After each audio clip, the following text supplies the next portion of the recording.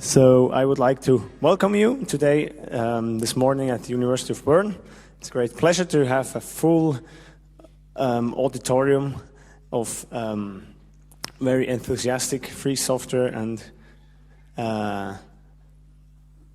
creators. So I have to take care a little bit. My name is Matthias Stürmer. I'm member of the Swiss Free Systems User Group. The slide. We have also, yeah, you can see. Now it's good. Notice they use the term that's used by people who don't want to raise it as an ethical issue, which I never use. So today we are the Swiss Free Systems User Group. It's a non-profit association which tends to foster free software and open standards in Switzerland. We were founded in 1982, about a year ago, a year before the GPL was started. So we have several initiatives, a parliamentarian group which does political enhancements for digital sustainability. We produced free software white paper, Ubuntu Swiss Remix DVD. We have a company directory and some other initiatives. We have also an event starting on 24th and 25th of March in Bern. It's the Free Expo, and you're very welcome to join the event. We have also Free Software in Schools conference in May. We have a free software forum in September, and we have a free business lunch in. Oh no, it's so free. So, and yeah, please check our flyer. Now I would like to hand over to Nico, who's presenting Choose, the other organization. Hi there, I'm Nico Schwartz. I'm a member of Choose, which is a subgroup that is a special interest group of the Swiss Informatics Society. We are the part dedicated to open-oriented systems and environments. Choose was founded in 1990, and we run the annual Choose Forum on a current theme. In 2009, there was human-centric software development, and we run ad hoc events throughout the year. So this is one of our. We do student sponsorings, we do conferences and exchanges, and this is one of these Choose events. We have plenty of them throughout the year, but though most of them are, I think, a little bit smaller. And so I'd like to hand over to Wilf, who will greet Richard Stallman. By the way, there are several seats available here. I see 3 over there, and 4 over there, and 2 more over there, and 1 more over there. So those of you who are standing, unless it's because you're preparing to make a fast departure, then you might as well sit down and be more comfortable.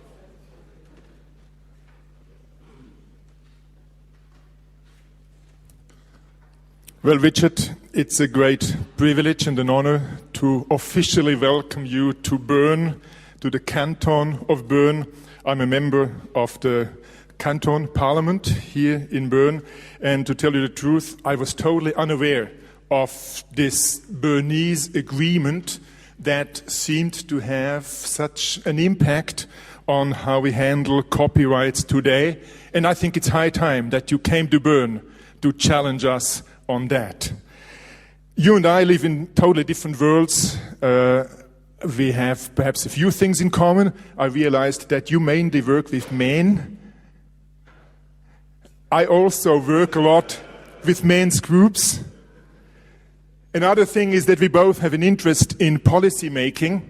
And when I think of good policies, of good lawmaking, then justice, sustainability, and also prosperity are 2 things that I try to follow. And I realized in reading about you that these were key words that I found in some of your writings. And you personally inspired me to actually a personal action in that 15 years ago, I started as a sexual therapist together with my wife to invite a couple from the United States to come here to hold seminars. After a few years, we started to hold these same seminars ourselves. They offered us the material for free, handbook, PowerPoint presentations and so on. But you should never use PowerPoint. Oh, Proprietary software. see, Take away your freedom. I'm here to learn, you see. So anyway, we developed that seminar further and reached around 4,000 people with that. And just recently, a couple came up to me and asked, could we use your seminar? And how can we handle this with the copyright? And I had no solution until I started to read about this Creative Commons license. And it inspired me to actually publish our material under a Creative Commons license. Which Creative Commons license did you use? I think it's the number 6 that I found, or 5. I must... See, there are 2 Creative Commons licenses which are free. Okay. Those are the Creative Commons Attribution License and the Creative Commons Attribution Share-alike license. I think it's a share-alike that I felt would be most I would appropriate. But the point is the other 4 Creative Commons licenses are not free. And since this is an educational work, it should be free. I'll be talking about that. Okay. Very good. Anyway, you can see you've already inspired me without even starting to talk. So I'm here with great expectations. I think what your seminars do, it sounds like it's a good thing. It is, very definitely.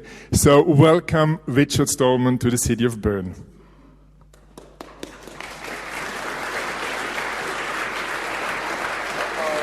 I feel it's starting to pull me up again. Can I talk about that? Richard Stallman has launched the development of the GNU operating system. GNU is free software. It runs on tens of millions of computers. He's won for his efforts to protect the public and the uses of software and the public in the terms of copyright laws. He's received plenty of awards. Among them was the ACM Grace Hopper Award, the MacArthur Foundation Fellowship. The Takeda Award for Social and Economic Betterment, plus several honorary doctorates, to make sense of how serious he takes his dedication. There's an interview in the setup where he says that his dream computer is he says that his computer is a Limount Yilong with a Longson chip and a 9-inch display, which is completely free. Actually, now I have one with a 10-inch display. It's the newer model. He was then asked what his dream setup might be, and he said, I would ideally like to have a machine with the speed and memory of a laptop, and the display size of a laptop too, combined with the same freedom that I now have on my Yilong.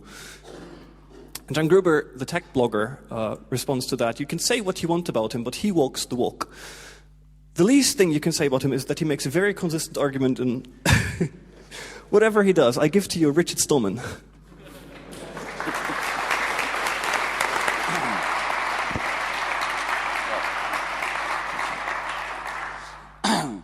Trying to think of where's the best place for me to stand and be visible and not be squished in between all these things.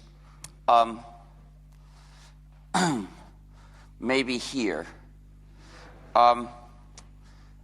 This is not a talk about free software. This talk responds to a question people sometimes have asked me at the end of a talk about free software. So I'd better start with a brief introduction about free software so you'll know why people would ask me that question. Free software means software that respects the user's freedom and the social solidarity of the user's community. So the key values are freedom and social solidarity, which for me are more important than practical convenience. And specifically, A program is free software if you, the user, have these 4 essential freedoms. Freedom 0 is the freedom to run the program as you wish. Freedom 1 is the freedom to study the source code and change it to make the program do what you wish. Freedom 2 is the freedom to help other people, which is the freedom to redistribute exact copies of the program. And freedom 3 is the freedom to contribute to your community, which is the freedom to distribute copies of your modified versions. So supposing you exercised freedom 1, you have a modified version. Freedom 3 is you have the freedom to publish that or distribute it to other people when you wish. So we all know that computers do what humans tell them to do. They don't just have minds of their own. But which humans tell your computer what to do? Do you think it's you? Well, if you're using only free software, then yes, you are in control. But if you're using any non-free software, proprietary software, that means the developer of that program controls what your computer can do and what it can't do. And that's power. Unjust power that no one should ever have. And that power tempts them constantly to commit abuses, which is why they shouldn't have that power, right? If they were superhuman ethically, maybe we could just trust them. Except that even so, they're busy thinking about those users and they can't think about your needs. So even then, you still need to have the freedom to do things to change the program to be good for you. Well, maybe if the developers of these programs were all omnipotent, omniscient, and omnibenevolent, maybe then we could just accept their software and say thank you. But such beings don't exist, so they're human. And they're tempted to use their power against you. It's very common to find malicious features in proprietary software that do things like spy on the user, restrict the user. They even have backdoors that attack the user. For instance, one proprietary program that has all 3 is called Microsoft Windows. The spy features send information about details of what's been done on the computer. People don't see that, but a few people were clever and investigated. Then the restrictions users will notice. These are known as digital handcuffs or digital restrictions management, DRM, designed to restrict what the user can do with her own files in her own computer. And then the back doors allow Microsoft to do things like forcibly change the software at any time without asking permission of the nominal owner of the computer. So really, if computer has Windows running in it, Microsoft has owned that computer. Any malicious thing that's not in Windows today could be forcibly installed tomorrow. Then there's another backdoor for the use of the police in many different countries. And as far as I know, the police in any of those countries could enter the computer at any time. They may need to get a court order to get permission. But the spy agencies of all those countries presumably have it too, and they won't bother getting permission. And then there are all the unauthorized people that have copies because it is being circulated, and they may be criminals, so it doesn't matter to them if they committed one additional crime by entering a computer with this program. So we know that Windows security is bad, but actually Windows security is 0 against Microsoft and against whoever's got a copy of that program. So that's one example. Apple products such as the Macintosh and the iGrone and the iPad have digital handcuffs And the iGrown and the iBad have a back door that lets Apple forcibly change the software, and Apple can even veto the installation of applications, which Windows doesn't do. But that's the next wave in total power over the user. The user's not allowed to do anything with his computer that hasn't been approved.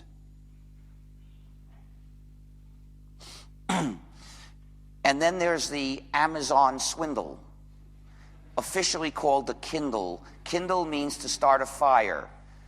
This so-called e-book reader is actually meant to burn our books. It's designed, like all the e-book readers, to take away the traditional freedoms of book readers, to do things like lend a book to your friend or borrow it from the public library, sell it to a used bookstore, give it to a friend, buy it anonymously by paying cash, and even the freedom to keep the book for as long as you wish and read it as many times as you wish. They're trying to take away from us, and ebooks are how they do it.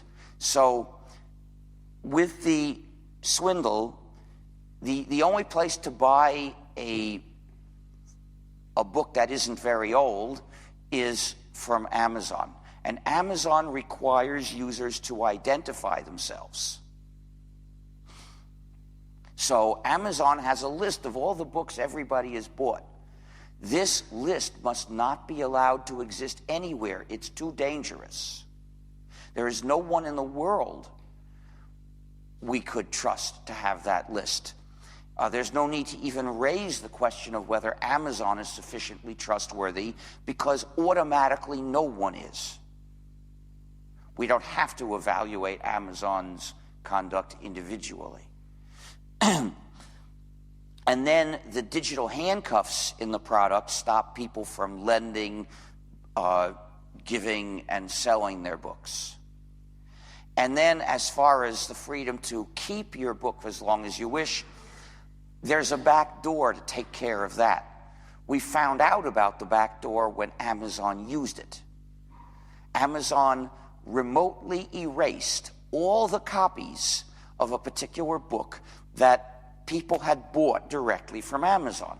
These were the authorized copies. If there were any unauthorized copies, if people managed to make any, despite the digital handcuffs, they may have survived. It was the authorized copies that Amazon was able to erase. And of course, it knew exactly where they were. And the book that it used to demonstrate the Orwellian nature of this product was 1984 by George Orwell. A book that all of you should read.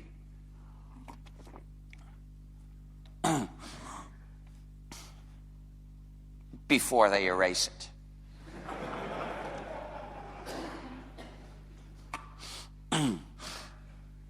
So, malicious features in widely used proprietary software is normal. And this is a consequence of the fact that the developer has power over the users. But with free software, nobody has power over anybody else. The users have freedom to help themselves and to help each other. They're free to change the program for their own needs. They're free to pay somebody else to do it for them, which is good if you have a business but you don't know how to program. And they're also free just to help each other whenever they wish. So the aim of the free software movement is all software should be free. A non-free program is an injustice that we shouldn't stand for.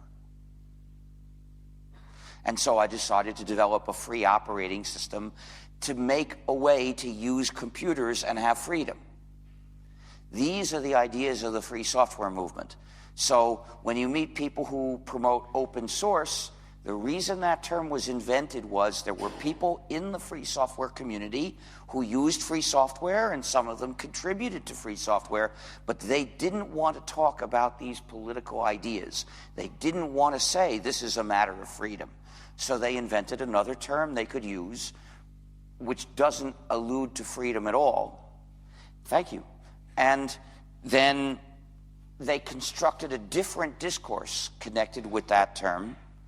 And the ideas of freedom and social solidarity have been carefully excluded. That's why it makes a difference which term you use. And that's why I ask CH Open to please start talking about the ethics and become a free software organization. Like CH Libre.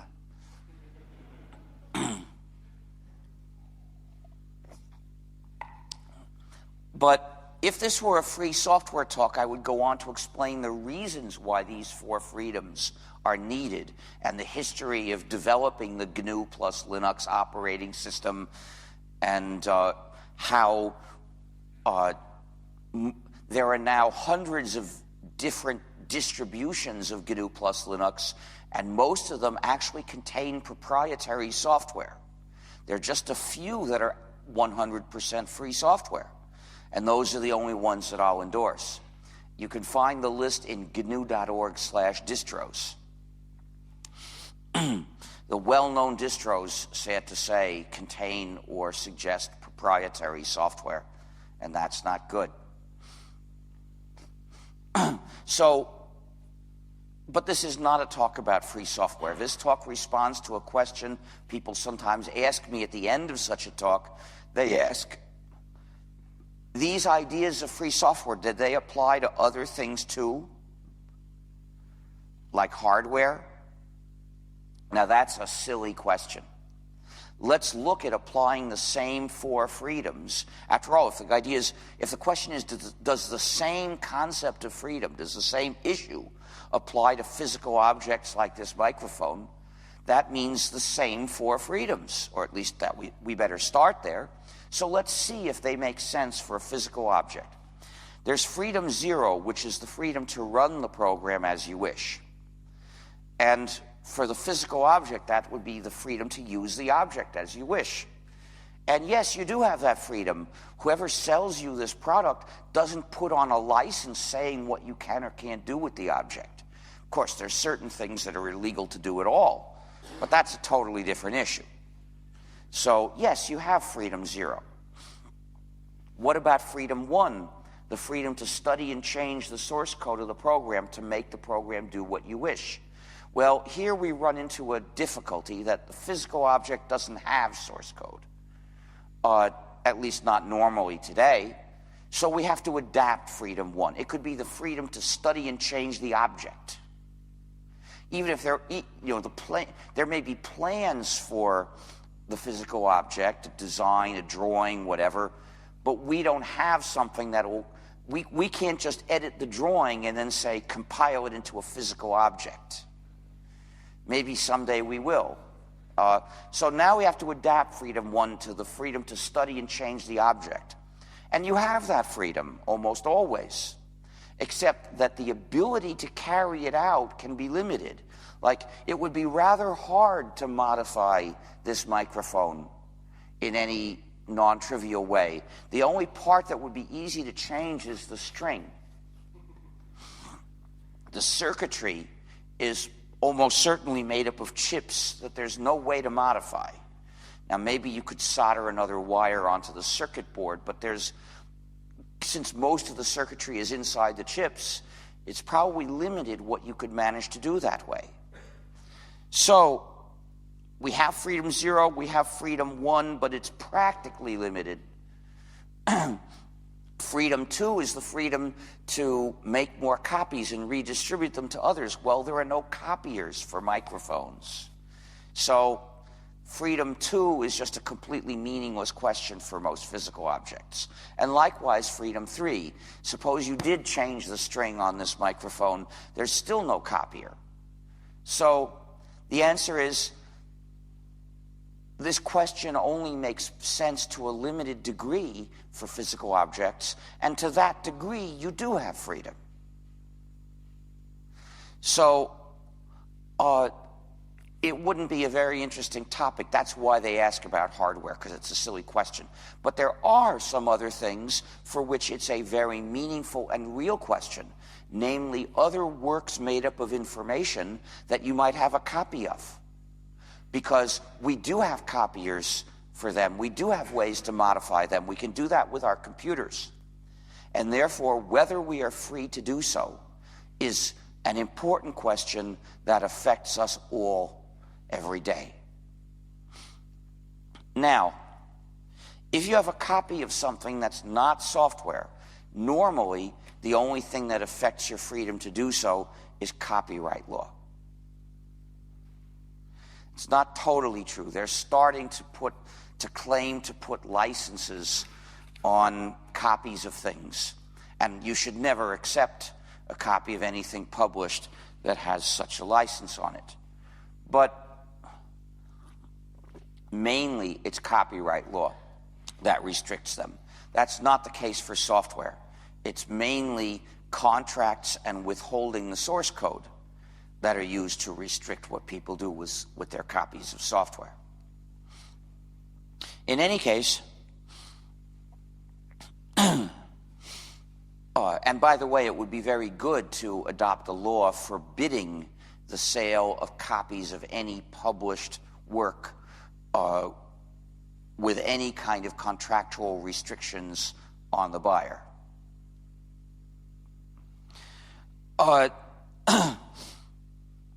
So the question, aside from that, can be restated as, what should copyright law say about what we can do with our copies of published works? And to think about that, it's interesting to look at the history of copyright law, which is connected with the history of copying technology. Now, a change in technology can't affect basic moral questions. Those are too deep to be reached by a change in technology. But when we apply our principles to a specific question, we do it by looking at the consequences of our possible actions. And a change in the context can alter the consequences, and they can make the same action become more good or more bad. For instance, if we could reliably resurrect the dead, murder wouldn't be very serious. The judge would say, you killed him, you have to pay for his new body. In the US, most of us would need to pay for uninsured murderer insurance. But in civilized countries, the national health care system would take care of it.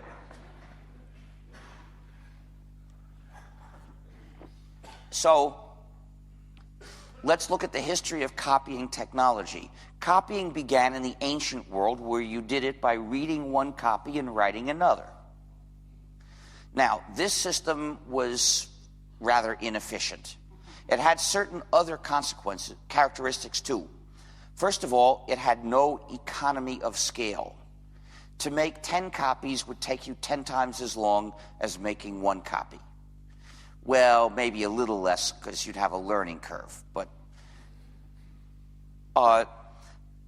another characteristic is it didn't require any equipment other than the equipment for reading and writing. Basically, they didn't have eyeglasses then, so it was the equipment for writing. And it didn't require any skill except literacy itself. The copying itself had no other skill that it required. The result was copies were made in a decentralized way. Anywhere somebody had one copy and wanted another, that person would copy it or have it copied. There was nothing like copyright in the ancient world. If you had a book and you wanted to copy it, no one would try to stop you, except if the local prince didn't like what the book said, in which case he might do all sorts of horrible things to you. But those were not exactly copyright. Those were something closely related, namely censorship.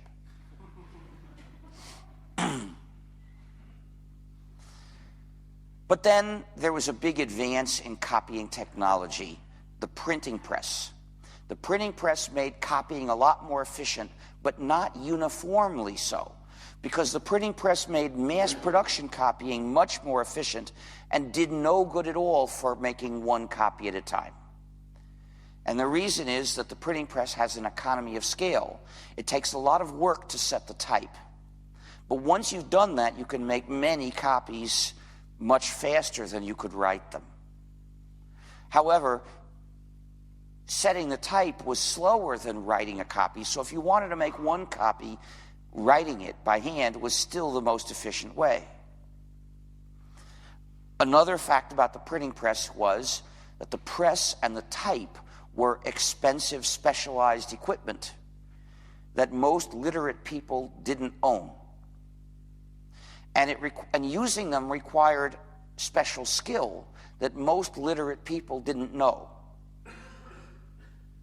The result was a centralized production of copies. Copies of any given book would be made in a few places, and then they would be transported to wherever people might want to buy them.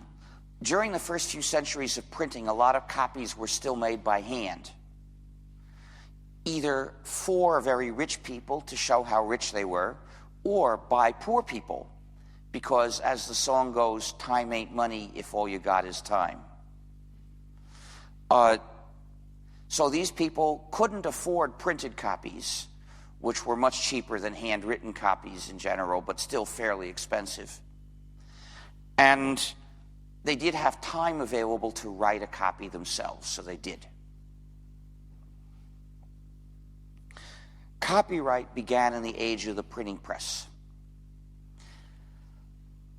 And it functioned effectively as an industrial regulation on publishers, controlled by the authors and for the sake of the public. Because it operated as an industrial regulation, nobody tried to enforce it on all those poor people who were writing copies by hand. It was understood to, and it often explicitly said, that it applied to printing and publishing. It would have been silly and pointless to try to stop people from copying by hand. Because it operated as an industrial regulation, it was uncontroversial, easy to enforce, and arguably beneficial for the public. It was uncontroversial because the readers not being restricted by it at anything they could do, they had no reason to complain. It was easy to enforce because it only had to be enforced against publishers. And it's easy to find out who's publishing a book. You go to a bookstore and you say, where did these copies come from? There's no need to invade everybody's home and everybody's computer to do that. And it was arguably beneficial because notionally, the public, the readers, trade away part of their natural rights, namely their right to copy whatever they like and write whatever they like. But since they didn't have printing presses, they weren't in a position to publish these things anyway.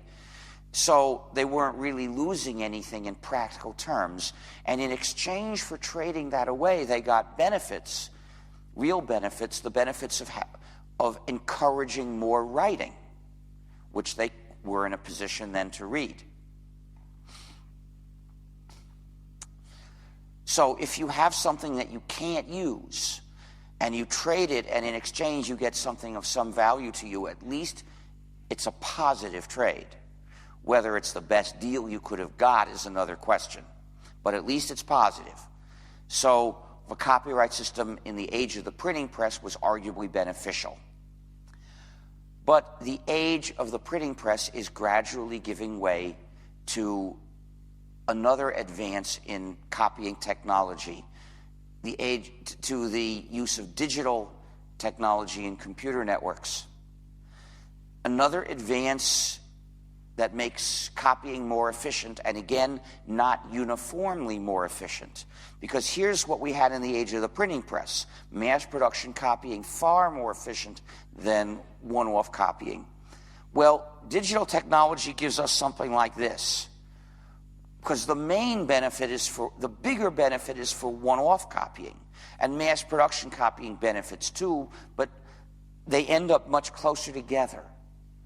For instance, they're not exactly equal. You know, mass-produced CDs are still cheaper and they're more robust than one-off CDs. But writing your own CDs is cheap enough that hundreds of millions of people can do it. So we're in a situation now more like the ancient world, in which copyright made no sense. We're in a situation now where the freedom we couldn't exercise before in the age of the printing press, because we didn't have presses, we can now. And we want to. So what would a democratic government do? It would reduce the power that copyright law gives to copyright holders and give us back the freedom that we want. We can measure the lack of democracy in today's world by the tendency of governments to do the exact opposite. They are increasing copyright power as never before.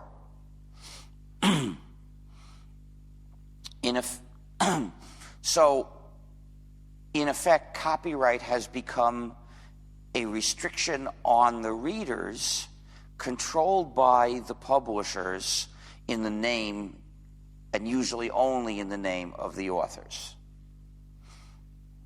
And a system that in its current form is intolerable. And making it even more intolerable is what most governments are about. Evidently, although they may be democratic in form, really they are satraps of the empire of the businesses. So what are they doing? They're extending copyright power in every possible way. One way is how long copyright lasts, which has been extended in many places. The Bern Convention, which we're going to protest this afternoon, requires copyright to be ridiculously long. It has to last till 50 years after the author dies. No, what? Oh, is it 70? No, I thought it was, in Europe it's 70, but I think that's because it goes beyond the Bern Convention. You see, it gets extended and extended. The U.S. extended copyright by 20 additional years in 1998. You see, it used to be that in the U.S., copyright on an individual work lasted for 50 years after the author died, but in Europe it was 70 years. Whereas in both places, for a work made for hire, it lasted 75 years. And then they said, we need to harmonize with Europe. So they extended them both by 20 years, which means that now in the U.S., work made for hire has 95 years of copyright. So I'm sure in Europe they're going to start saying we have to extend the copyright on again to harmonize with the U.S., and that way they'll just shift the imbalance back to the individual works, and then the U.S. will be able to harmonize again. I don't know why they don't consider harmonizing down. So the U.S. extended copyright on both past and future works.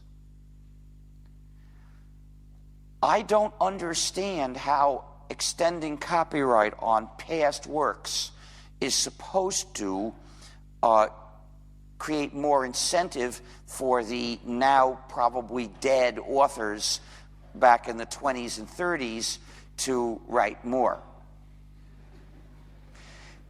it would require a time machine. And if they have a time machine, they haven't bothered to use it.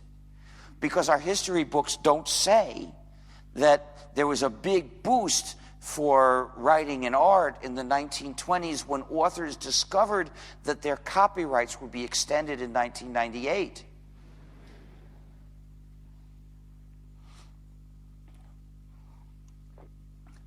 Now, it is notionally possible that 20 more years of copyright on future works would motivate people to make more of them, but not if they're rational, because the discounted present value of 20 more years of copyright so far in the future is too small to motivate anybody. So the real reason why various companies purchased that law, and that's how laws are made in the US, they're purchased usually by businesses. The motive was these companies had lucrative monopolies which were going to expire. For instance, Disney knew that the copyright on the first film in which Mickey Mouse appeared was going to expire in a few years, and when that happened, it would become legal for anyone else to draw that character inside their works. And Disney gets a lot from the public domain and is determined never to contribute anything to it. So Disney paid for this law, and probably some other companies paid for this law. We call it the Mickey Mouse Copyright Act. Now, the movie companies say that they want perpetual copyright. But in the US, that would be unconstitutional. So instead, they've worked out a scheme to get the same result without admitting it. It's been referred to as perpetual copyright on the installment plan. Every 20 years, they extend copyright by 20 more years, with the effect that nothing will ever go into the public domain again.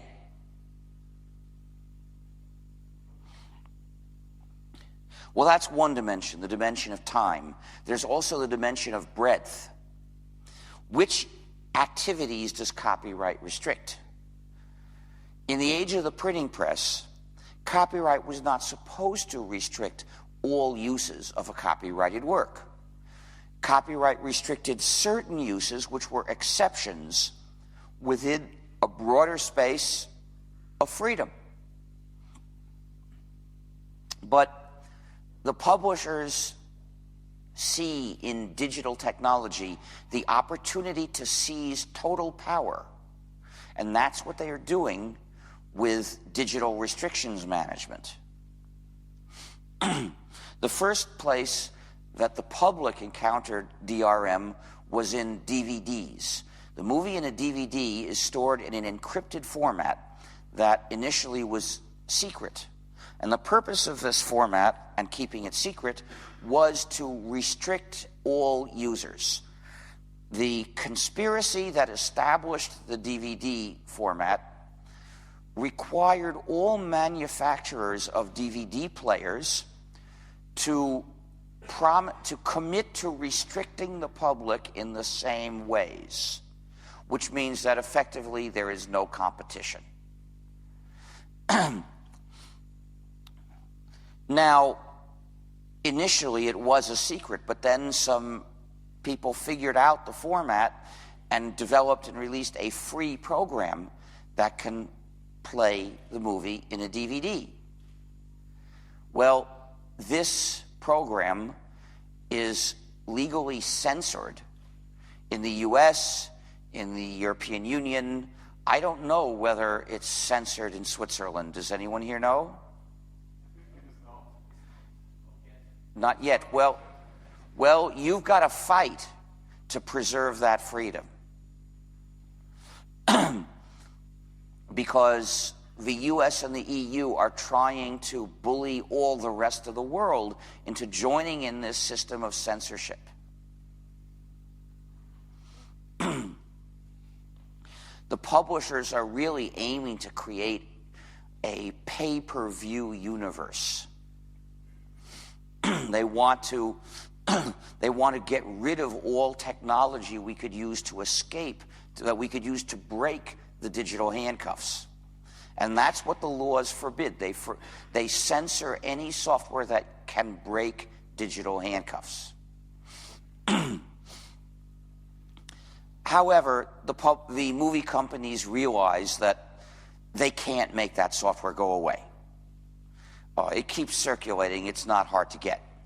So they developed another form of digital handcuffs known as AACS.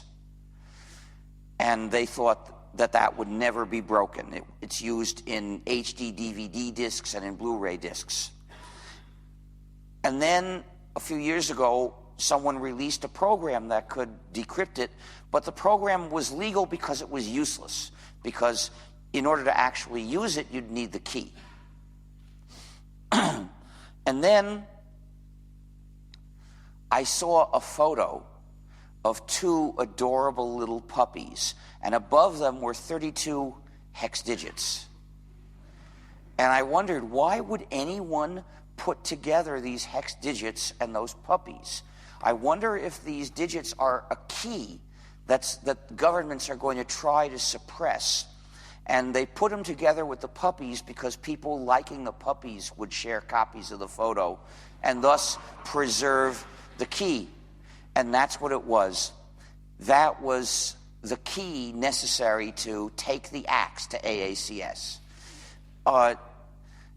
It was posted on Dig, and the editors of Dig, as obedient servants of the empire, erased it. And it was posted again, and they erased it. And after it had been posted hundreds of times, they said, we give up. After a couple of weeks, this was on 700,000 web pages. So it was an outpouring of resistance to the empire of these businesses. But that doesn't mean we have defeated that system, because they changed the key. So, and meanwhile, Blu-ray has another level of DRM. It has been cracked as well, but I don't know if there's any free software that can do it. Does anyone here know of any free software that can be used to break the handcuffs on a Blu-ray disc? Do not use Blu-ray discs, because you must never accept any product designed to attack your freedom unless you personally have the means to defeat the attack. So it's okay to use, to own or rent or accept as gifts DVDs if you have the free software that breaks the digital handcuffs in the DVD. Otherwise, you shouldn't. I don't have a copy of that program. I just don't have or use any encrypted DVDs. I'm happy with that solution. And part of the reason is I sometimes go to France. In France, you can be imprisoned for possessing a copy of this program. That shows how eager President Sarkozy is to attack people on behalf of these companies.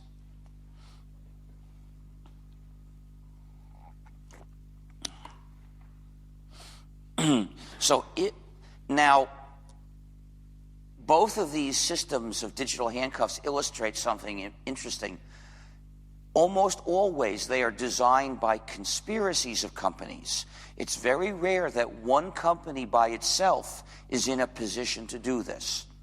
So the conspiracy involves hardware manufacturers and computer manufacturers and movie companies,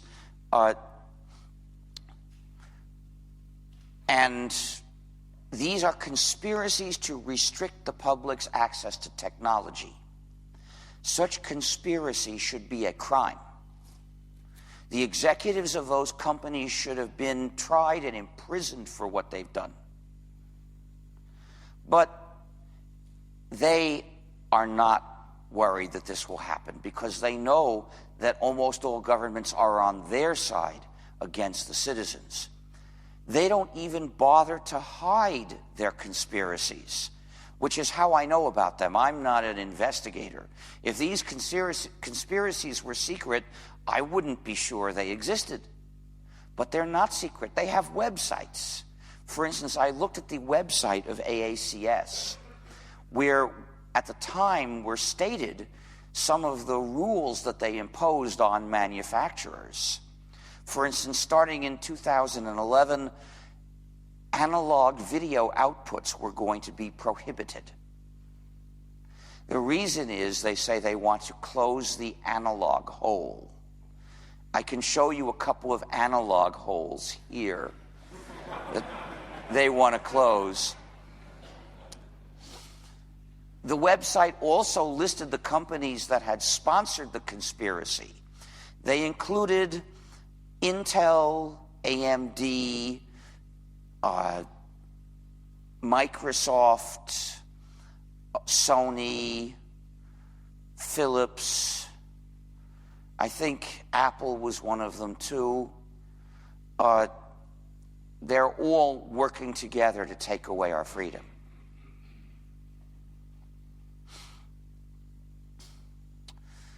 So, that's the situation with video. But we've met digital handcuffs also in music. Starting around 10 years ago, we saw things that looked like compact discs, but they were not written following the standards of compact discs. So we called them corrupt discs. The purpose of them was to be impossible to read in a computer. Some European countries say that because they don't follow the standard, they have to they can't use the compact disc logo. They have a different symbol that says copy control, which is good because that way you can avoid buying them. So I once gave a speech like this in Spain. I had been invited by part of the regional government, and afterwards, as they tend to do, they gave me some books with pictures of some of the beauty of their region and some discs of music from their region. And I wanted to listen to one, but fortunately, I saw before opening the packet the symbol copy control. This disc can be played on Windows and Macintosh systems. In other words, only with proprietary software. So I gave it back and I said, "Here you see the face of the enemy. Please give this back to the store because they shouldn't be able to keep your money." And I've never heard that music, and maybe I never will. But occasionally freedom requires a sacrifice, and that's a pretty small one.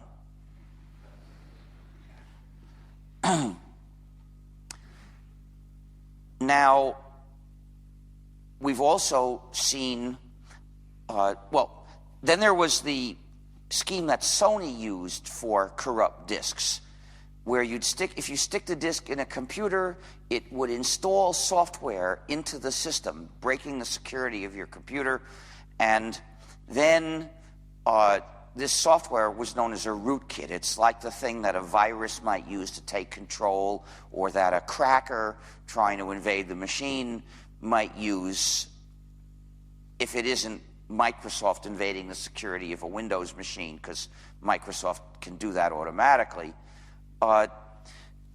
And this software also modified some commands to disguise its presence in the machine.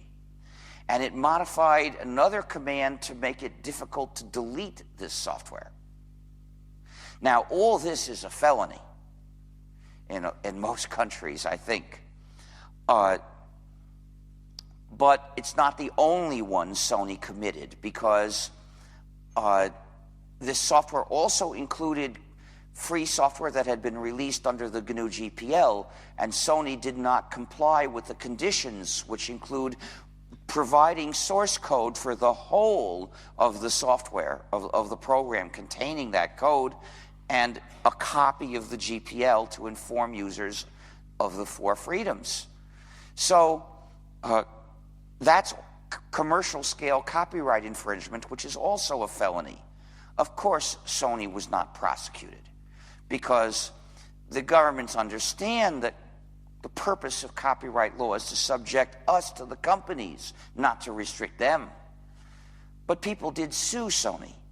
Unfortunately, they focused their condemnation not on the malicious purpose of all this, which was to restrict us all, but rather on the other secondary evil things that Sony did as part of the mechanism.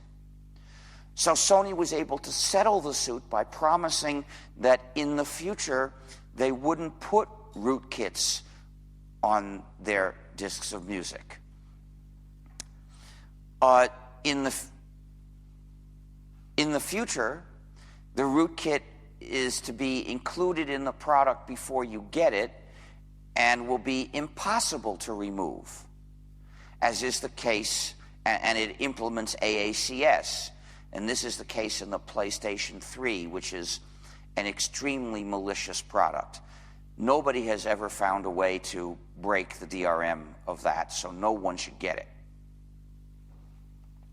There's just one redeeming quality about these particular corrupt disks, which is if you're not running Windows, they wouldn't bother you because the software that they try to install is only designed for Windows. And even Windows users could protect themselves if they remembered always to hold down a certain key when putting in those disks. Of course, it's hard to avoid ever forgetting to do something, so that's not much of a very safe solution. The safe solution is defenestrate your computer. So,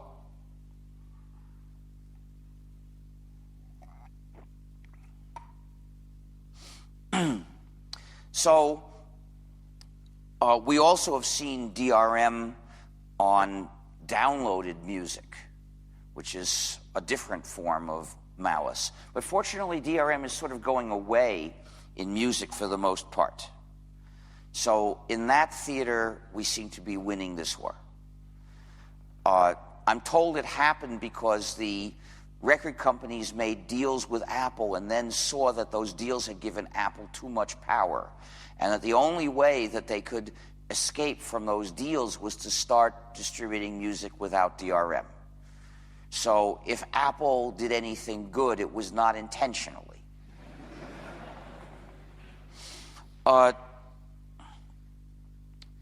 But now we're starting to see an attempt to impose DRM on books. That's what ebooks are for, as I explained before. They tried that 10 years ago. And there was a company that thought that they could kickstart their line of DRM-restricted ebooks with a biography of me. So an author a writer came to me and asked if I would cooperate, and I said, no, this book has to be published without encryption.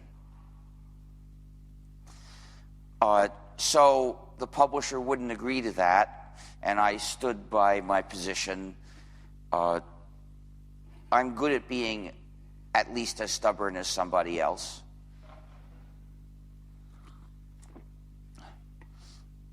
And eventually, we found another publisher who was willing to publish it without encryption and even publish it under a free license. So the book was published and sold a lot of copies on paper, even though the source code was available on the net to be downloaded. In fact, lots of people find that allowing downloads increases sales of printed books. But nonetheless, they're trying now to impose DRM on ebooks, and that's what products like the Amazon Swindle and the Sony Shredder are for.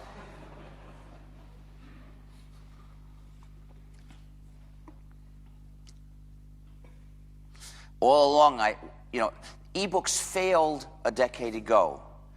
They just didn't become popular. But I told people, this is surely not because people love their freedom too much. It's for some practical reason. They'll fix that and they'll try again. We've got to be ready for them. And now they are trying again. And they're trying to push it very hard. So make sure your friends think about the issue before they consider buying the product. Make sure they realize what they will be doing if they start using that. Imagine visiting your friend's house and there are no books. So you can't look at the shelves of books, and your friend can't possibly lend you a book, because the only way to lend you a book would be to lend you his whole library, and that's obviously too much to ask of anyone.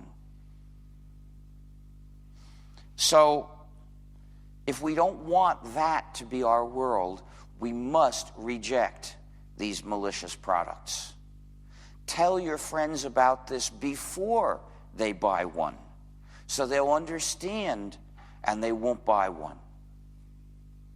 So they'll understand it means, as readers, they won't have any friends anymore.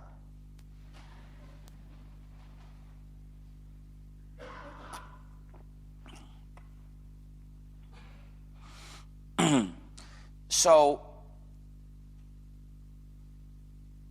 this is how governments are extending copyright power, by forbidding the software that can break the digital handcuffs.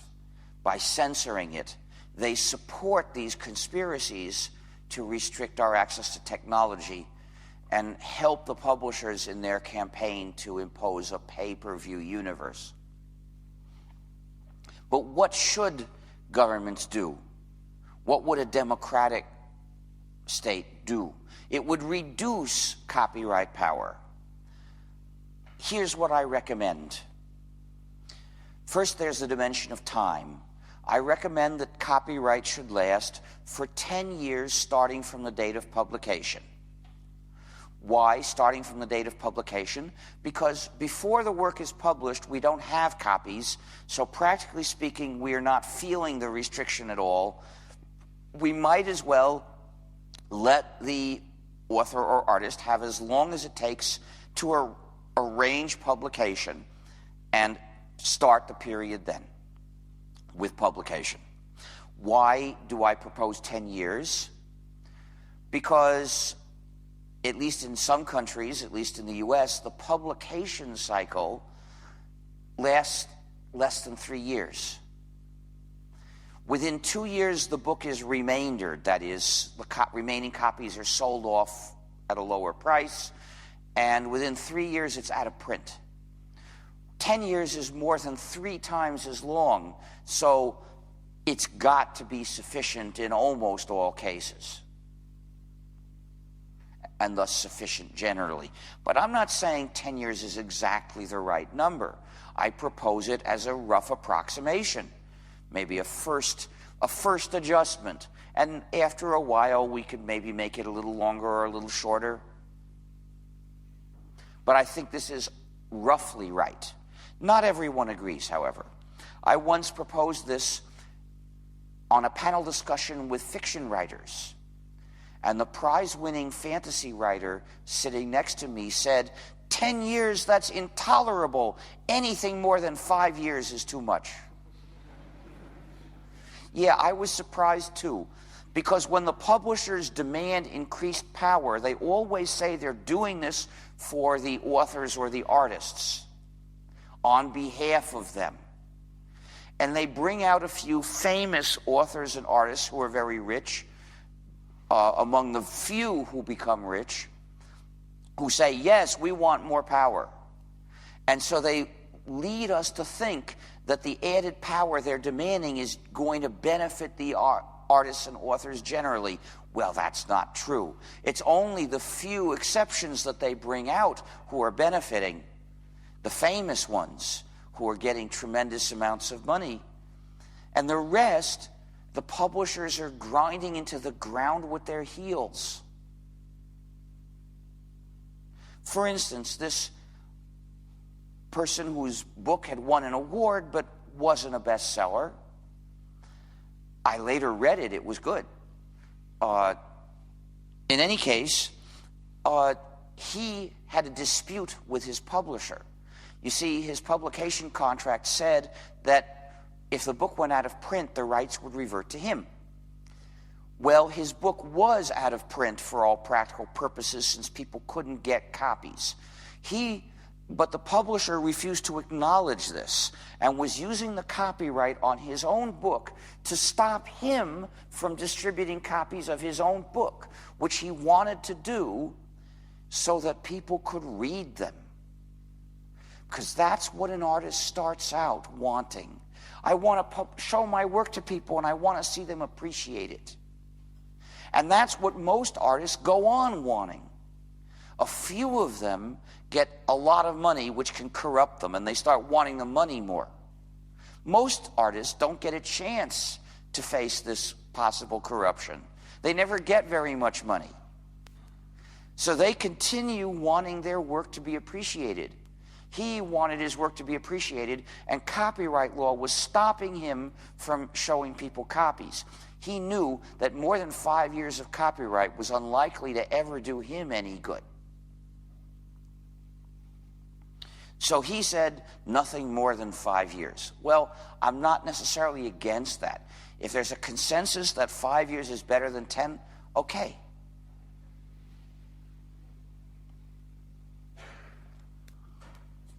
But that's just one dimension. What about the dimension of breadth? We need to reduce the power of copyright too on this dimension. But I have different suggestions for different types of works. I distinguish 3 broad categories of works. There are the works of practical use, functional works, works that you use to do a job in your life. Then there are the works that say what certain people thought. And then there are the works of art whose contribution to society is in the impact of the work itself. And the difference between these two is, for the works that say what somebody thought, the name of the author is very important. For the works of art, it actually doesn't matter. It's the same work no matter who wrote it. So you may be curious who wrote it, or it may be a recommendation, but it's not crucial. So, for these 3 categories, I have different recommendations. The works of practical use must be free. In this category, we find software and recipes for cooking and educational works and reference works and text fonts and patterns for sewing clothing and various other things whose contribution to society is in being used to get a job done. And yes, you may look at the code of a program and say, how elegant or how ugly, but that's not what the program is for. You may look at the way a recipe is written and say, how elegant, but that's not what the recipe is for. The recipe is for cooking with. So, you must have the 4 freedoms, because if you don't control the work, then you don't control your life.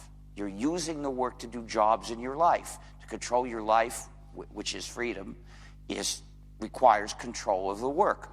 But once you have adapted the work to do your job, it's important for society that you be free to publish your version, because there may be others who want to do the same job you're trying to do and for whom your version is useful. However, it makes no sense to permit publication of modified versions and forbid republication of unmodified copies, because that just makes people make changes that don't really affect anything, and it's just pointless. So we're led to the 4 freedoms. So if you have a recipe, you should be free to cook it as you wish, when you wish. You should be free to study the recipe and then change it so it makes the food you wish. You should be free to redistribute copies to other cooks. And you should be free, if you've changed the recipe, to distribute copies of your version to other cooks. And likewise for educational works and reference works and text fonts and so on. Somebody might conceivably try to object that if we don't give up our freedom and let publishers control our use of these works, the works won't be made, and then it will have a disaster. And 20 years ago, that argument might have seemed plausible, but today we know empirically it's not true. Look at all the free software we have. Look at all the recipes that are circulating and that cooks share freely, even if in some sense it's copyright infringement if they don't rewrite the recipe in different words. And then look at the free reference works, such as Wikipedia. And then there are starting to be free educational works also. So we know they're wrong. We shouldn't panic and give up our freedom.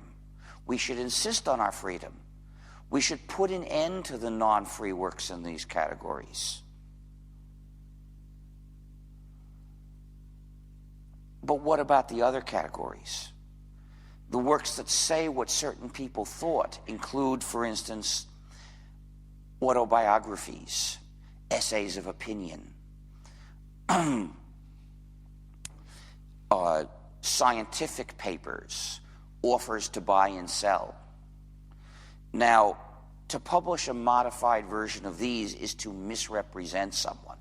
I see no reason why society should allow that.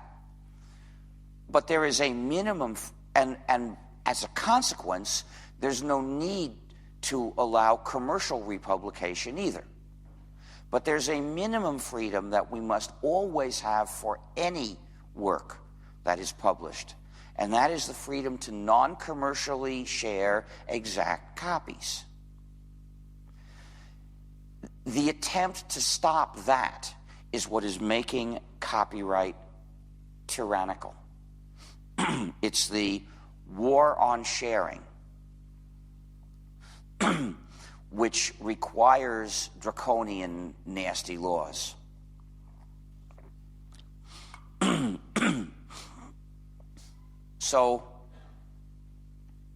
And which is leading to disregard for fundamental principles of justice, like proposals to punish people without trial, requirements for people to monitor the others around them so that they'll be punished if they don't, essentially conscripting people into acting as copyright police.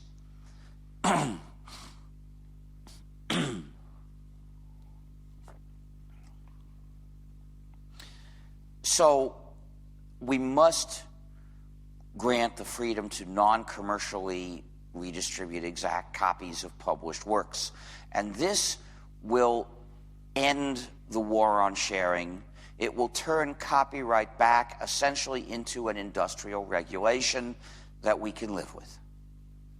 So we will have a reduced copyright system which covers commercial use and modification, but we'll all be free to redistribute exact copies non-commercially.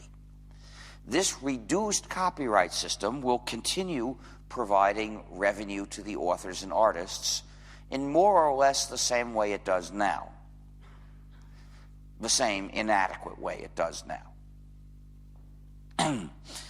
But then what about works of art and entertainment, where the contribution is in the impact of the work itself?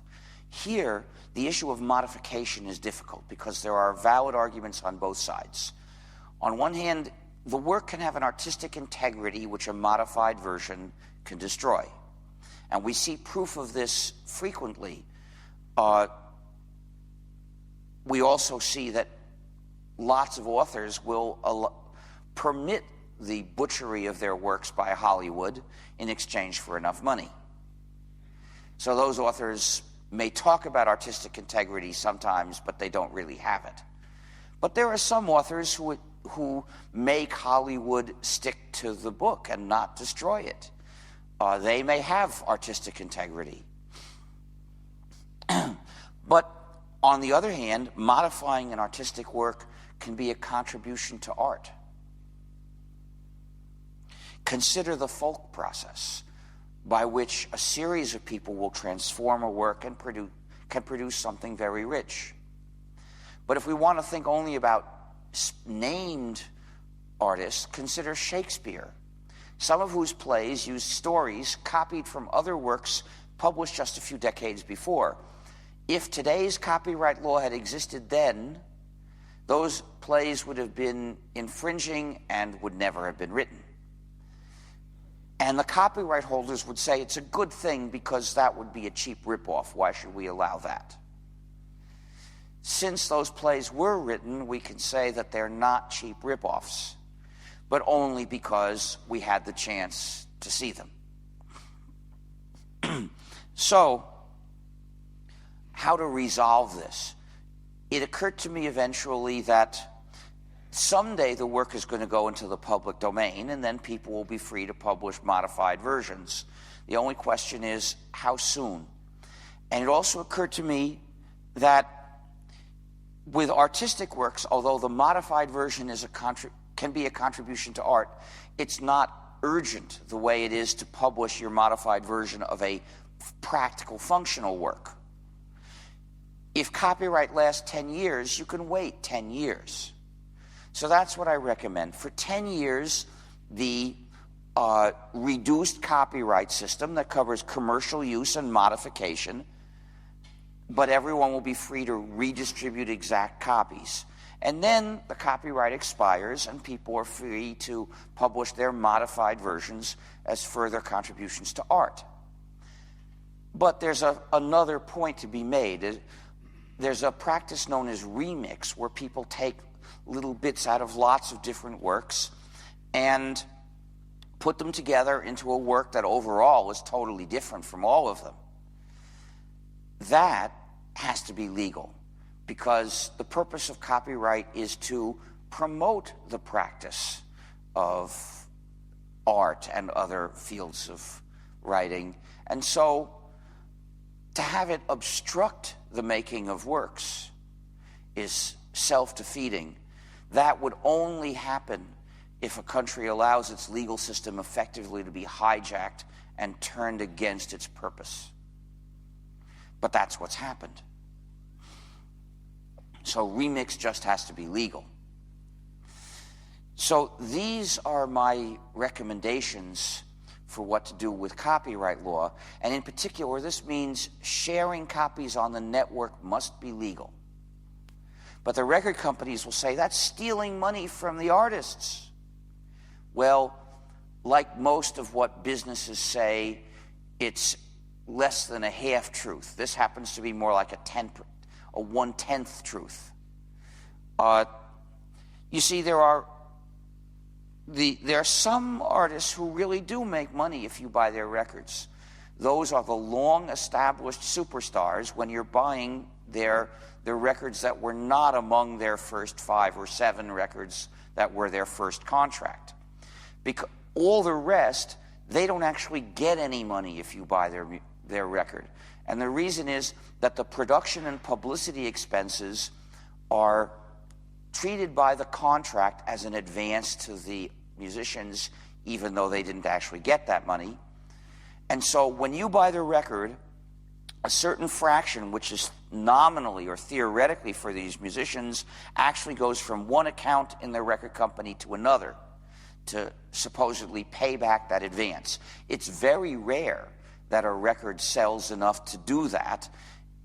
Records can become platinum without finishing paying back the advance. So the way musicians really get their money is from concerts and from selling merchandise. Nowadays, the record companies are trying to take control of that too. So when I buy a commercial CD, I feel ashamed that I'm not supporting the musicians. So they can't lose what they don't get. So legalizing copying can't make them lose anything.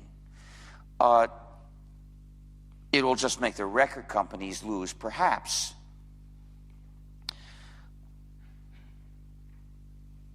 And what about movies? We've heard that movies cost tremendous amounts to make. Could they possibly be made? Well, I heard from a producer that over half of those figures we hear is usually publicity, not the cost of actually making the movie. And even the other less than half is exaggerated by creative accounting, because that way the studio doesn't have to start paying the investors or paying taxes until it has more of the income. So they don't actually need as that much. And then some pretty good movies cost very little.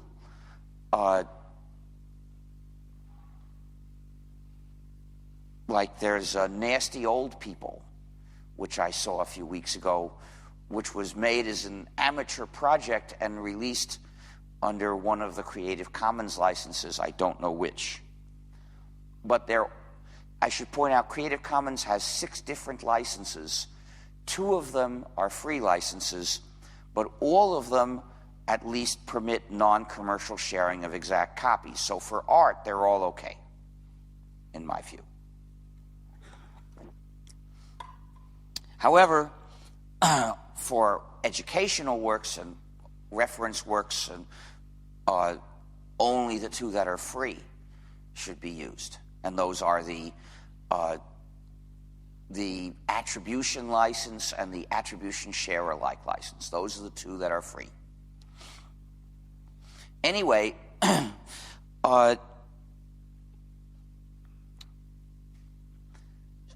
also consider that a lot of use of movies is commercial use, which my proposed reduced copyright system would still cover just the same as now. Like showing the movies in theaters, showing them in airplanes, showing them on TV. This is all commercial. So I'm pretty confident movies could still be made. We should also notice that nearly all of what Hollywood makes is crap for systematic reasons. It's not just because it's so hard to do a good job that they usually make a mistake. It's not just mistake. It's the system which pushes people in that direction. I read a book once called Save the Cat, which billed itself as a guide to how to write screenplays that would sell. But what I got from it was how the system works and pushes things in the direction of crap. For instance, it has to be describable in one sentence. If it doesn't have a one-sentence description that'll convince somebody to want to buy it, then it won't sell. Well, I don't believe in censorship. I'm against censorship of anything.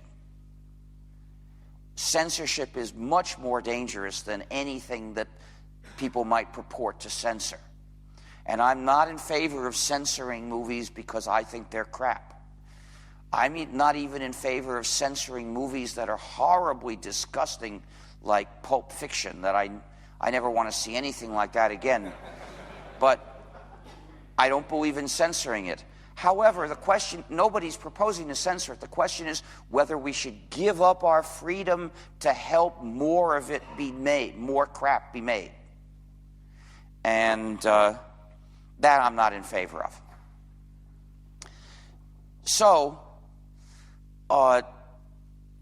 legalizing sharing will not cause the disaster that the publishers like to predict. You can always expect any business that has procured favorable laws to predict that the sky will fall if they don't have those laws. And you can never believe them. Occasionally it's true, but you can't believe what they say about it. So, but on the other hand, we might want a system that supports artists adequately, unlike the current lousy system.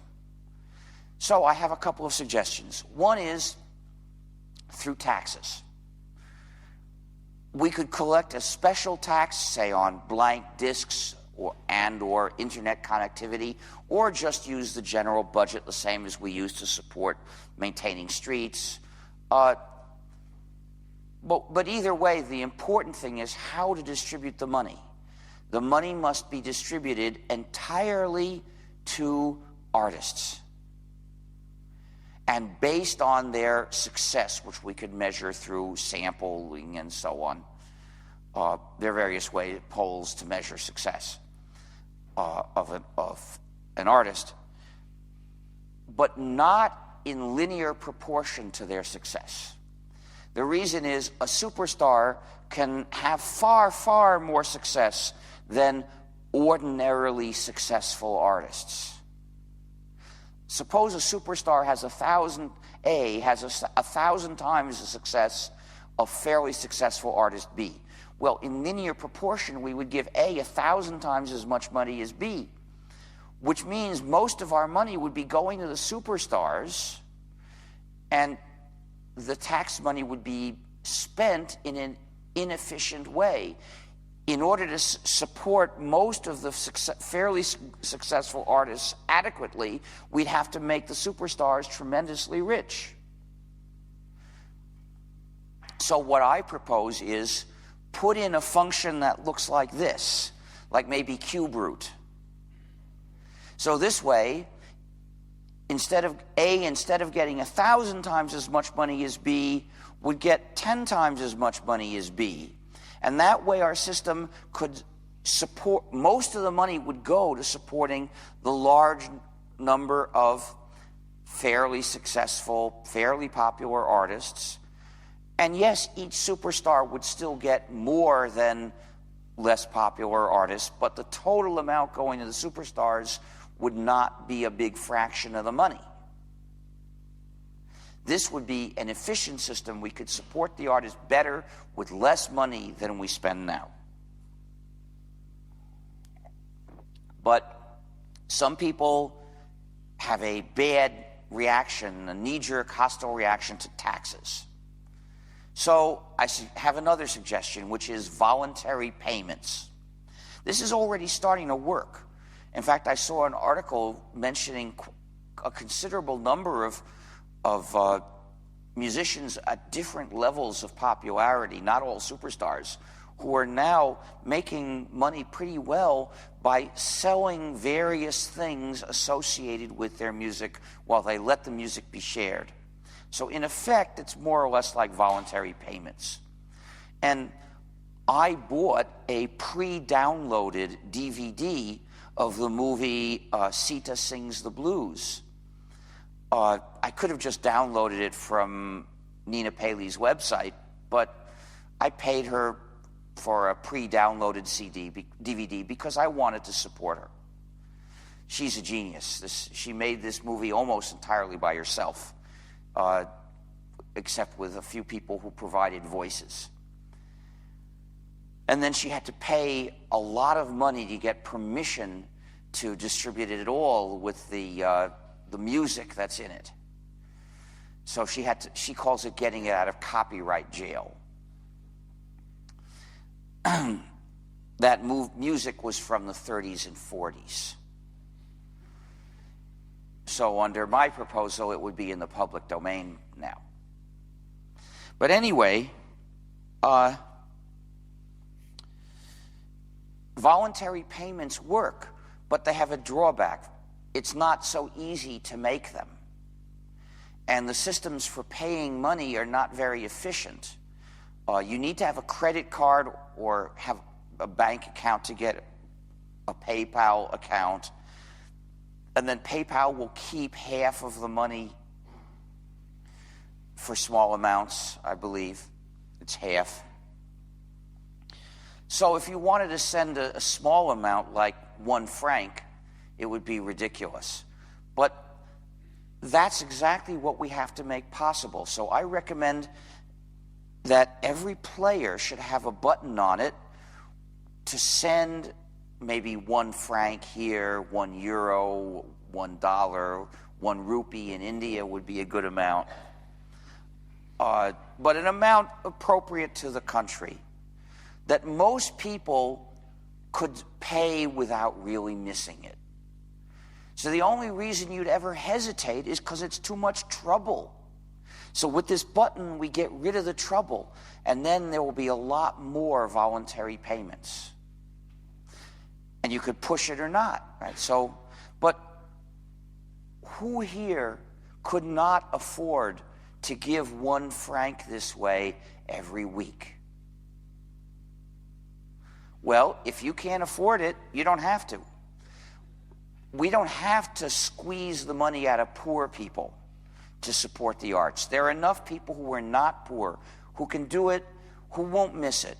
I think most of you wouldn't even miss it if you sent 1 franc every day.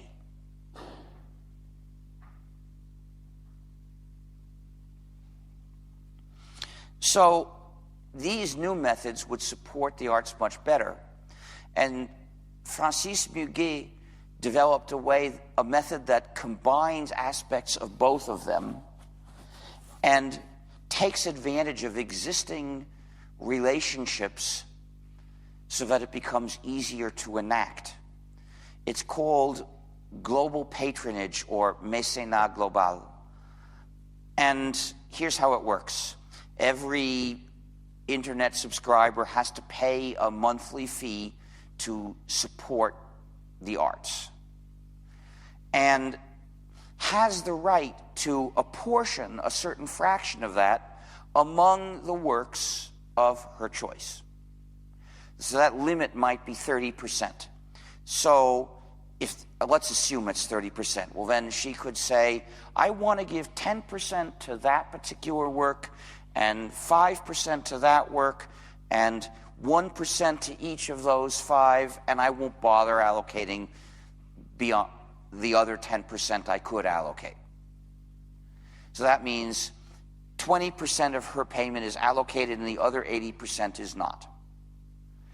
Well, the money that people allocate to specific works gets divided among the authors of those works according to the rules that already exist. And that not only provides money for those people, but it also provides a measure of popularity. And then the rest of the money gets divided based on that measure of popularity, but using the cube root, so that it supports more the people who are not so popular, but still somewhat popular. And the money actually passes from the ISP to the collecting society, which is required to pass it on to the members. So you put this together with a requirement to allow people to set up their own collecting societies as they wish, get rid of the monopoly, and then you have a system which follows the existing relationships and has the effect of supporting artists based on their success, but not in linear proportion. So I'd like to mention some websites. If you want more information about the GNU operating system, look at gnu.org. For instance, the list of totally free gnu+linux distros you can find in gnu.org/distros. And the philosophy you can find in gnu.org/philosophy. There's also fsf.org, the site of the Free Software Foundation, where you can order merchandise like these, order books and manuals. You can also join. You can also find their resources like our free software directory and lists of hardware products that don't require proprietary software. You can also find our campaigns. For instance, we have a protest campaign against DRM called defectivebydesign.org. Please visit that site and sign up and participate in our protests. Most of them are done virtually over the net. You don't have to be physically present for them, which means you don't have to wait for a protest to be held here. There is also the Free Software Foundation of Europe at fsfeurope.org, and it also needs members. So take a look at them. And now it's time for the auction. I'm going to auction this adorable little GNU, which needs a home.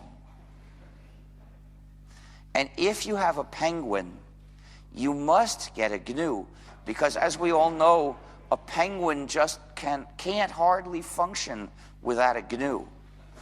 So please get your penguin a GNU. And I can sign it if you are the one who wins it. So if you bid, please raise and wave your arm and shout out the number you are bidding. So I'm going to start with, and the money all goes to the Free Software Foundation to defend your freedom. So I'm going to start at 30 francs. Do I get 30 francs? Uh-oh, well, I think I saw you first. So, okay, so I've got 30. Do I get 35? I've got 35. Do I get 40? I've got 40. Please shout out the number when you bid. I've got 40. Do I get 45? I've got 45. Do I get 50? I've got 50. Do I get 55? I've got 55. Do I get 60? I've got 60. Do I get 65? I've got 65. Do I get 70? Do I get 70? I saw him first, so okay, I've got 70. Do I get 7? What? How much? Speak. I've got 80. Do I get 85? I've got 80. I've got 85. Do I get 90? I've got 90. Do I get 95? What? I've got 100. Do I get 110? I see a hand up. Are you bidding 110? Speak, please. I've got 110. Do I get 120? I've got 120. Do I get 130? I've got 130. Do I get 140? I've got 130. Do I get 140? Do I get 140? Yes, we do. I've got 150. Do I get 160? I've got 150. Do I get 160? I've got 160. Do I get 170? Do I get 170? 170 francs to the Free Software. I can't hear you. How much? I've got 170. Do I get 180? Do I get 180? I've got 180, I think. What do... Speak. I've got 200.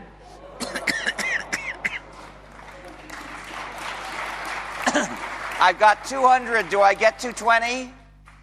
I've got 200. Do I get 220? I've got two... How much? I've got 220. Do I get 240? What? I've got 250. I've got 250. Do I get 270? I've got 250. Do I get 270? I've got 250. Do I get 270? 270 francs to the Free Software Foundation to defend your freedom? I've got 270. Do I get 300? I've got 300. Do I get 330? I've got 300. Do I get 330? I've got 300. Do I get 330? 330 francs to the Free Software Foundation to defend your freedom. Do I get 330? Do I get 330? Last chance. I've got 330. Do I get 360? Do I get 360? I've got 330. Do I get 360? I've got 330. Do I get 360? Last chance to give 360 francs to defend your freedom. I've got 360. Do I get 400? I've got 360. Do I get 400? I've got 360. Do I get 400? 400 francs to the Free Software Foundation. Last chance. Do I get 400? Do I get 400? No, I don't want to advance by such small fractions. Sorry. Do I get 400? Do I get 400? What? Okay, I've got 400. Do I get 440? I've got 400. Do I get 440? I've got 400. Do I get 440? Last chance to contribute 440. Do I get 440? Going, gone for 400.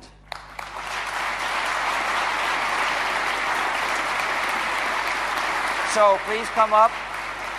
Please come up.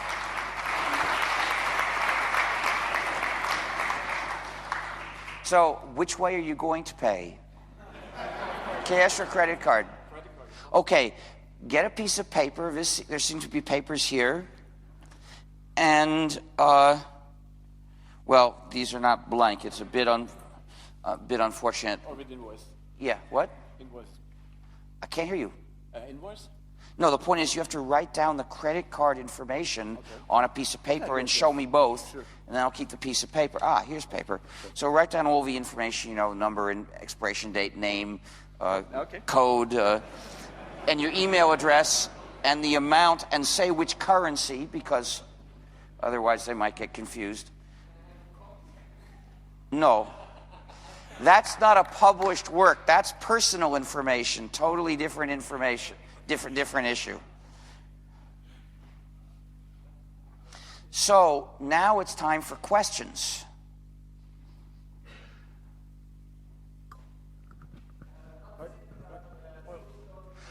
If we're going to use a microphone, please do it this way.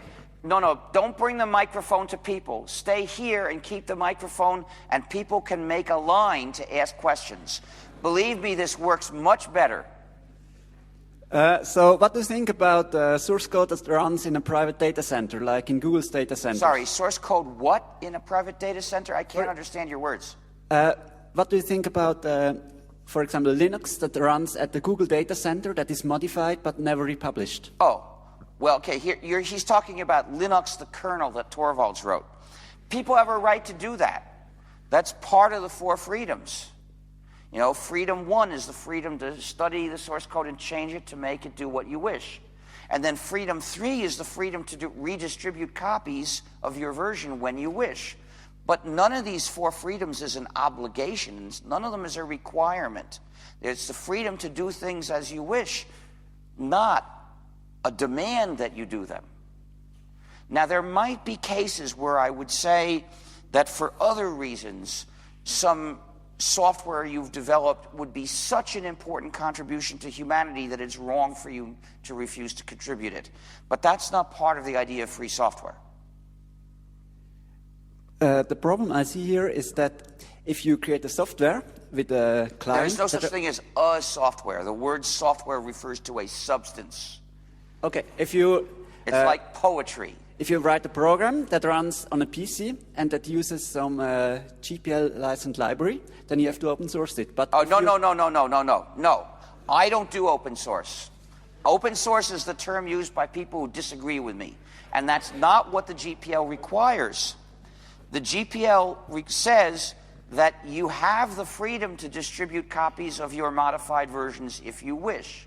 And if you do, you have to distribute the entire modified program under the GPL. But it doesn't require you to distribute copies. I was very careful about this. I mean, the problem there is if I'm a vendor of a software, I can engineer it in a way where the algorithm runs on a server, or I could engineer it in a way where the algorithm runs on the client's PCs. But actually, it's wrong to do it on the server. That's software as a service, and people should never use software as a service, because if you use it, you lose control of your computing. It has the same harmful effect as using proprietary software, except that it becomes even harder to study and change the program if you're using software as a service. With proprietary software, typically you get an executable and you don't get the source code. So to study it, you'd have to do reverse engineering, and then to change it, you'd have to patch this executable. That's hard, but it's theoretically possible. It's just so hard that people almost never do it. With software as a service, you don't get the source code and you don't get the executable, which means that you absolutely can't find out what it's really doing, and you can't possibly change it, and you should never use software as a service. Software as a service means that you send your data to another site to do computing for you, and it sends you back the results. Now, most of what you do with websites is not software as a service. Mostly it's publication or looking at others' publications, or it's communication, e-commerce. Those things are not software as a service because what's happening is not your computing, except in a very trivial, foolish sense. So most websites this issue doesn't apply to, but where it does, for your freedom's sake, you must say no. Okay, thank you. Next question. You come and... No. Well, there is actually a handout over here which explains, but there are 3 things about the Bern Convention that we are condemning. One is it requires copyright to last too long. Another is it imposes copyright on everything that's written or drawn or recorded. Basically, it's automatically copyrighted. And then the third problem is the very strict rules about exceptions to copyright that make it impossible to have the exceptions that people need. So basically, our freedom and the Bern Convention are on a collision course, and we have to make sure we win and not the Bern Convention. But anyway, if you want to shout, it's okay as long as I can hear you, but you may not get into the recording. But if you could come up here and use the microphone. And one advantage is if you make a line, then you'll have your turn. It's automatically fair. You're not depending on me to see you and call on you. You just get into the line, and when it's your turn, you ask your question. So you mentioned the categorization, which I thought was a very interesting point, but I'd like to pick you up on that. And my second thought when I heard that was, well, how do you categorize? It's an objective judgment. It's not something that the author designates. If someone writes a program, he's not allowed to say, I consider my program an artistic work, because a judge will say, no, this is a program. But what about borderline cases? Borderline cases should get treated as in the category that gives the public the more freedom. Which means if you are writing something and you don't want it to fall into that case, it's up to you to make sure it doesn't. Make sure it's not a borderline case. What about if a work combines aspects of both? Well, then it has to go into the category that gives the public the most freedom. If you don't want that, separate them clearly.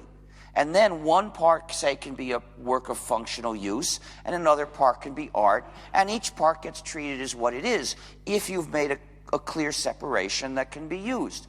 But if you just mix them all up together, it's going to have to be treated as a functional work. Because we can't let you impose restrictions on a functional work by putting in some art.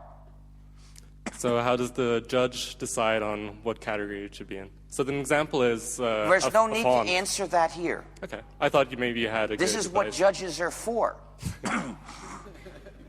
They figure out those details. That's the point.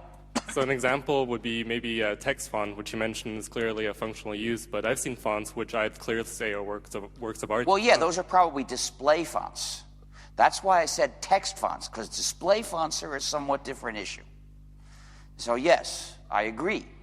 And judges are going to have to make that distinction, just as they make dozens of other such distinctions applying today's copyright law. Thanks. So we should not be fooled by the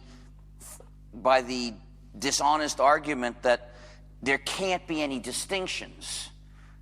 Copyright law is full of distinctions, and some of them are not obvious how to make, but courts have to make them anyway. Okay. You told us about this scheme, how you could divide a flat rate for among certain actors or other. You can find it at mécénat-global.org. Can you explain how the technical part of a production would be financed through that? I don't understand technical. I mean, the people who produce a CD, for example, or the cameraman who works for a movie. I mean, how does he get his money? I suppose that the artists would have to pay them. Fortunately, it's getting cheaper all the time. But do you really believe that an artist could find enough Of money course. to produce his own They CD do this. all by himself? Of course they do. What world are you living in? I mean, I don't know. 30 years ago, they couldn't. Today, they do. Today, it's normal. In fact, musicians will make CDs long before they get any chance to get any record contract. Yeah, of course, but I mean, if a musician wants really to to produce a good CD, he needs certain technical standards, and he cannot do this by himself in his garage. Well, I think that they probably won't start doing that until they're somewhat successful and bringing in the money to cover it. Okay. These sorts of things are the things that basically the system adapts to one way or another. The current system has adapted to copyright law. That doesn't mean it can't adapt to different law. Hi, I have two things. First of all, the good news, I've heard the PS3 has been cracked like 1 or 2 weeks ago. Oh, really? Yeah, it should be open by now. Could you email me more information about this? Absolutely. Thank you. I'll mail you the Slashdot post with all the comments. I don't want the comments. I don't want to read. I don't want to spend an hour reading. Okay. I want the information I need to know. Okay, I'll mail you. Thanks. The second thing, you have talked about forbidding DRM. The Pirate Party of Switzerland has picked up on that, and it's in their platform. And I respectfully disagree. Please assume I would be the license holder of a large portfolio of, say, music, of hundreds of artists, whatever. And I wish to give access to that music to people for a low cost. Say $5. I'm not impressed at all, because I don't think you're doing people any favor by giving them a low price in money and a high price in freedom. Yes, there are fools who will think that that's a lesser price, but I don't want you to be able to drive in the edge of the wedge and convert society to digital handcuffs. What if it's clearly stated in whatever contract you agree to that you're only renting the music? I don't know, you get a device. I don't want the sale of music to be replaced by rental of music. That's another attack on our freedom. It's better than radio. It's worse than owning it. But no, it's not better than radio. You can record from radio. Well, as long as there are no legal protections for my digital protection, you can crack it. Well, if we crack it, then it will be okay. Okay, but if we crack it, you might as well not put on DRM. So really, there's no excuse here. Now, there's a small difference between what I've said today and forbidding DRM outright. I've said that conspiracies among companies to restrict the public's access to technology should be a crime. Now, once in a while, a single company does impose DRM, and that's still bad. I don't know if that should be a crime, but they probably shouldn't be allowed to do it, because the effect is harmful. And I am not one of those worshipers of the invisible hand who believes that if the public goes along with it, that means it's okay. The fact is, companies with a lot of money can organize to push or herd the public in a certain direction, and that doesn't mean it's okay. You say you believe in freedom, but why should there not be any freedom for me to only To sell take away temporary other people's access? freedom? I don't care. Basically, I'm not concerned about your freedom when it conflicts with our freedom. Okay. I have one question too, and that is, I've run across this criticism of your copyright proposals, and I wonder what your response is. And the criticism is that your philosophy and the proposals you come up with require us to figure out the exact details of the benefit that the works do. You come up with a classification of works that need to be verified and judged on the more... Well, I think most of the time it'll be totally obvious. Fine. I don't expect it to take much work. Right, but once in a while there will be... You see, because the nature of the system is that the people who make the work want it to be clear which category the work is in. They don't want to take a risk that it won't be clear, because if it's not clear, the decision might go against them. But if they make sure that it's clear, then they know what the result will be. Yeah, I get that, but still, you grind through the details of the copyright phase. You tell us how long exactly it takes that the copyright lasts. How long copyright law says how long it lasts. No. You go through exactly how long it takes the publishers to have the print cycle. You go through a lot of details here. What people on the more right side of the spectrum appreciate is when things kind of run by themselves, when the baker provides the bread because it serves its own interest. I'm afraid I don't follow you. You're criticizing something in which my proposal is no different from existing law, and that it states how long copyright lasts. I mean, this criticism makes no sense at all. It's not coherent. Might be. The criticism is that your proposal goes through too many details where That's not true. It doesn't go through... Copyright law is very complicated. What I'm saying is very simple by comparison. Even if we add all the complexities in my proposal to the complexities in existing copyright law, that is, supposing it doesn't replace any of them, suppose they're all added complexities, it's nothing compared with what there already is. And I think some of them would replace existing complexity, which means they wouldn't add. So they're just mistaken. Maybe they don't appreciate how complicated copyright law is now. They've got this false picture of something totally simple, which my fairly simple proposal would replace.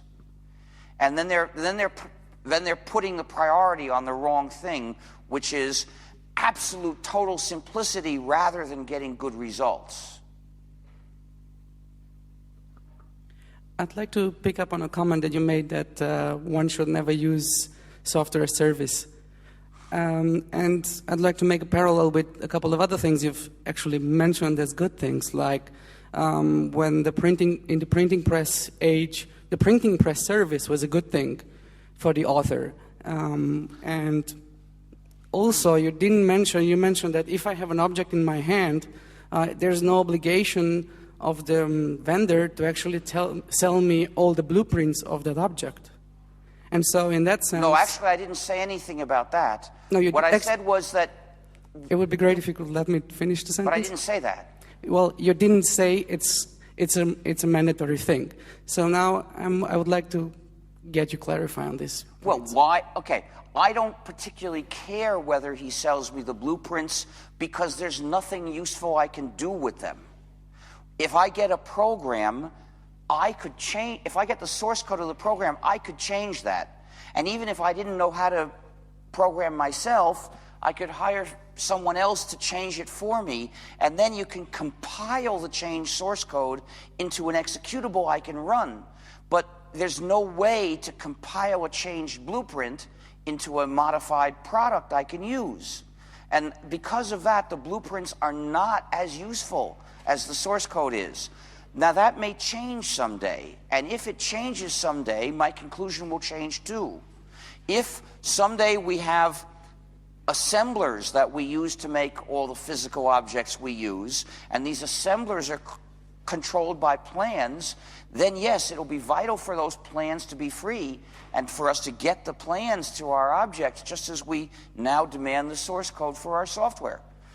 With those assemblers, the two issues will become very similar. But they're not very similar now with the technology that's actually used to make these physical objects. And then you mentioned compared the use of the printing press with the use with software as a service, but they're very different. You see, because software as a service means you do your own computing in someone else's server. Publishing is a different thing. That's not software as a service. So a better analog of the printing press today would be a blogging site. I don't see any problem with blogging sites. That's not software as a service. But using a physical object to accomplish my needs and put value on top of my knowledge. You're just generalizing so much that everything looks like the same issue. And it shows it's a mistake to generalize that much. I'm sorry, the statements I've made are more specific.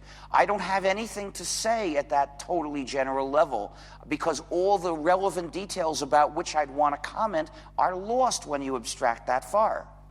Okay. Okay, thanks. Any more questions? I have also one. As I mentioned, we have founded this politicians group, this cross-party group called Digital Sustainability. So, as you're very clear and precise on terminology, I would like to ask if you have thought about the term digital sustainability. No, I haven't. But I am worried that the term sustainability might be used as an excuse to prioritize the fictional idea that artists are being paid through copyright and be used to defend existing copyright. I want to support artists, and that's why I've proposed various ways to support artists while respecting the freedom we need to have. And that could sustain art. But sustainability seems like, I'm just worried that the word seems to lend itself to the other side. Okay, thanks. We need to clarify this. So, I would rather focus on the issue of freedom to share, because sharing is good. Absolutely. Well, in Switzerland we have a very free mind, so freedom is a natural thing to us. So, we could say freedom on the one hand and supporting artists on the other are two compatible goals. Sustainable. But I wouldn't use the term sustainability for either of them. But you could do this and call it sustainability. I just think it's not the best word to use to make this point clear. Okay. So if there are no more questions, we just would like to warmly thank Richard Stallman for his great talk and also discussion.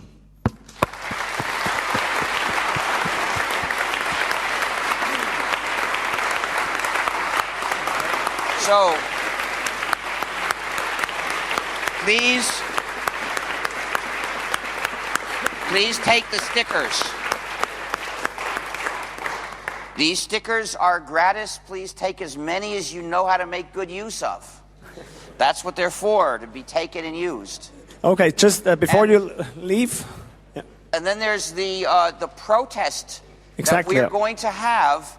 We're going to be leaving from here at 12:45. Is that it? Yep. We're going to march to where?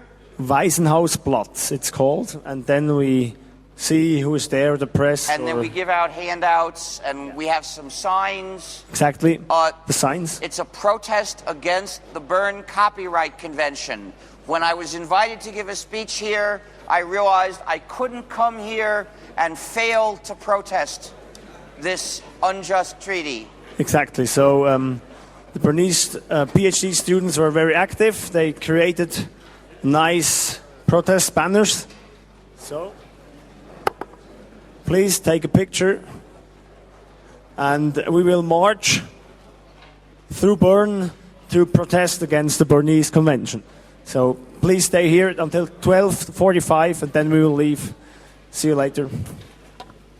And we still have pins and key rings and buttons for sale on behalf of the Free Software Foundation.